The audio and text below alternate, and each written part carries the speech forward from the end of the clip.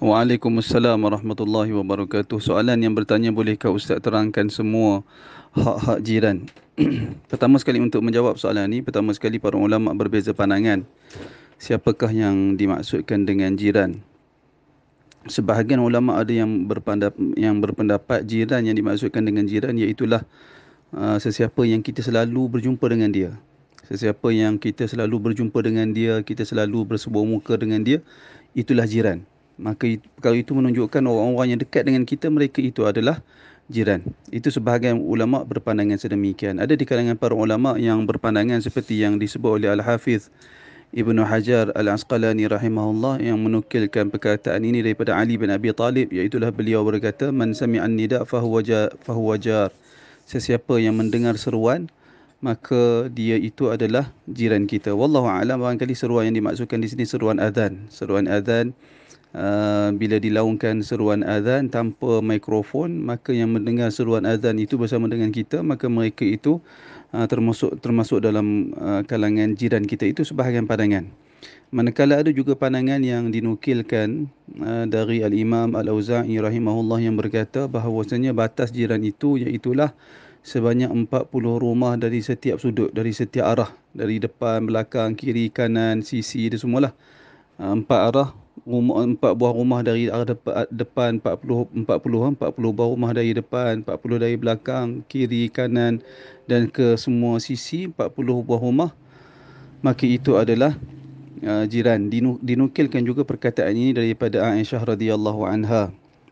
Dan sebahagian para ulama lagi, mereka meluaskan maksud jiran. Mereka berpandangan jiran itu ada tiga kumpulan, iaitulah berdasarkan firman Allah Subhanahu wa taala di dalam surah An-Nisa, ketika Allah Subhanahu wa taala berfirman, wa'budullaha wa la tusyriku bihi syai'a wa bil walidaini ihsana wa bidzil qurba wal yatama wal masakin wal jari dzil qurba wal jaril junubi was sahibi bil janbi وابن السبيل وما ملكت أيمانكم إن الله لا يحب من كان مختالا فخورا. Surah An-Nisa ayat 36, yang bermaksud lebih kurang, sembahlah Allah dan jangan kamu semua mensyirikkan Allah dengan sesuatu, dan terhadap kedua orang tua berbuat baiklah, demikian juga kepada orang-orang yang orang-orang yang ada hubungan keluarga, kepada anak-anak yatim, kepada orang miskin. Kemudian Allah Taala sebut wal jari dzil qurba. Wal jari dzil qurba ini sebahagian para ulama mengatakan iaitulah orang yang dekat dengan kita, dalam masa yang sama dia ada hak adik-beradik, ada hubungan kekeluargaan. Itu juga disuruh, termasuk dalam kategori jar, termasuk dalam kategori jiran. Kemudian yang kedua, wal jaril junubi. Wal jaril junubi iaitulah sesiapa yang berhampiran dengan kita, rumah dia berhampiran dengan rumah kita, akan tetapi dia tidak ada hubungan adik-beradik dengan kita.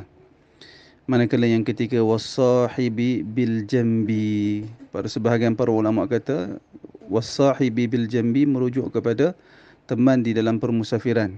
Dia juga dikira sebagai jar, dikira sebagai jiran. Dan ada sebahagian ulama mengatakan wasahibi bil jambi merujuk kepada pasangan, suami dengan isteri, isteri dengan suami, maka dikira juga sebagai jiran, ada hak yang perlu dipenuhi.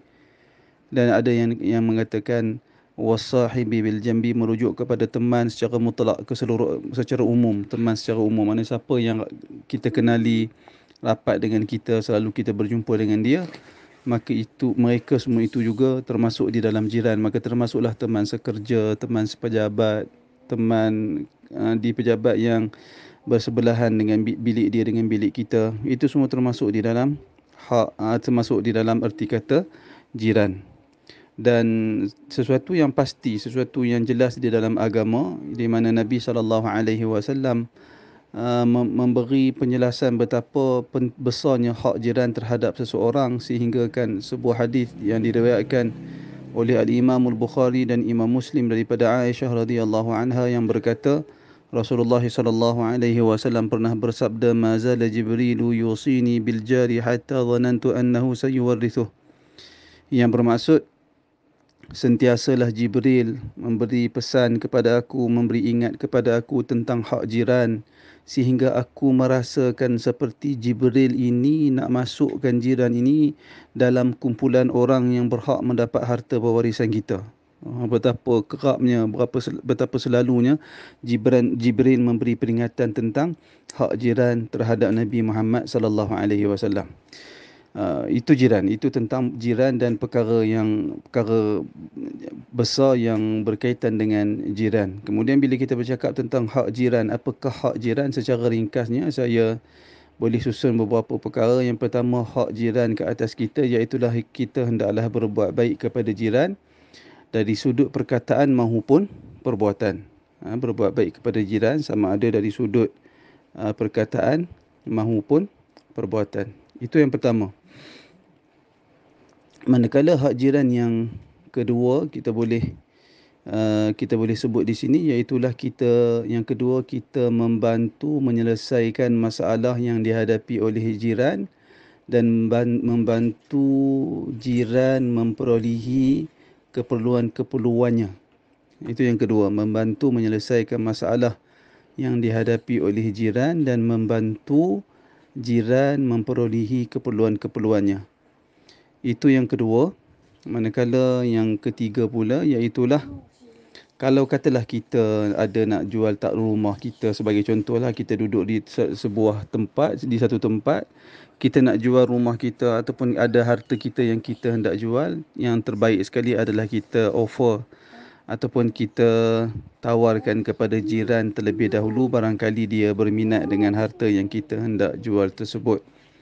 Hak jiran yang keempat, iaitulah jika jiran memerlukan bantuan dalam bentuk hutang, jika kita pula mampu untuk membantu dia, maka disunatkan untuk kita membantu atau memberi pinjaman kepada dia terlebih dahulu, kerana itu termasuk di dalam amalan saleh dan termasuk di dalam sedekah yang besar pahalanya di sisi Allah Subhanahu wa taala. Hak yang keempat, iaitu hak yang kelima, iaitulah kita membantu jiran kita sama ada dia seorang yang zalim ataupun seorang yang dizalimi. Jika dia seorang yang zalim, maka membantu jiran yang zalim iaitulah dengan menyampaikan nasihat atau memberikan nasihat kepada jiran supaya dia tidak terus melakukan kezaliman.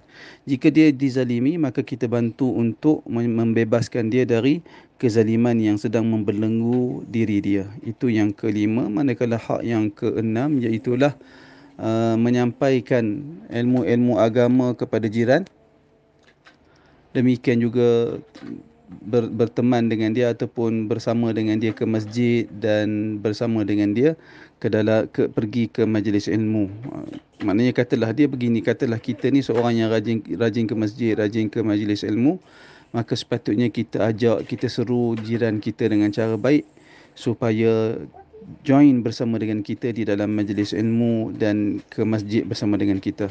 Itu hak yang ke berapa tadi? Saya ingat yang ke-6 kata saya. Manakala hak yang ke-7, iaitulah berbaik sangka terhadap jiran. Berbaik sangka terhadap jiran. Jangan sangka perkara yang buruk terhadap jiran. Itu hak jiran yang ke-7. Yang ke-8, iaitulah tidak menyakiti jiran. Dan saya ingat yang terakhir sekali, yang ke-9, iaitulah kita yang ke-9, iaitulah kita bersabar atas kejahatan jiran. Bukan semua orang direzekikan mendapat jiran yang baik. Jika kita diuji oleh Allah Subhanahu wa taala dengan mendapat jiran yang jahat, maka kita bersabar di atas kejahatan jiran tersebut. Dalam masa yang sama, kita melaksanakan tanggungjawab sebagai seorang Muslim, menasihati sesama kita. Wallahu a'lam.